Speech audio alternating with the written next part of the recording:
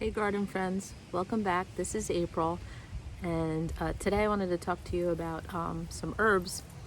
I was talking to a few people at work, and they were telling me that they grow a lot of herbs in their garden, but they really don't really know how to make any blends or anything like that.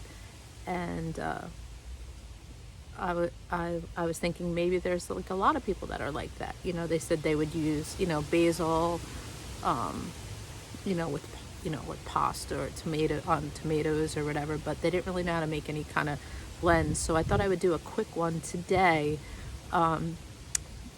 Just a simple one that's like popular around Thanksgiving, and I'll just show you how easy it is. And you can always, it's always easy to experiment and everything, but we're gonna do one today, okay? So I'm gonna shut the camera off and go into the house, and we'll start from there.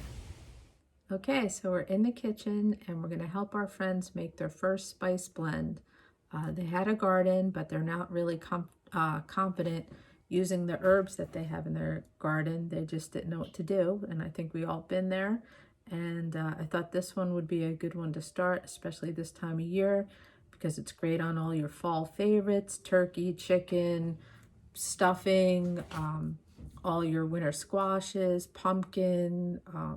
Yeah, it's just a great one for through the holidays, and we're gonna call it Thanksgiving Fall Blend, and that's it's gonna be rosemary, thyme, sage, and parsley. Okay. Okay.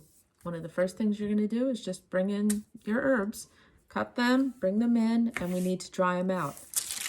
If you don't have a dehydrator like I have back here, that's fine. It's no problem at all. You can hang them, or you can just get a piece of parchment paper, lay them flat on there at room temperature, and leave them out.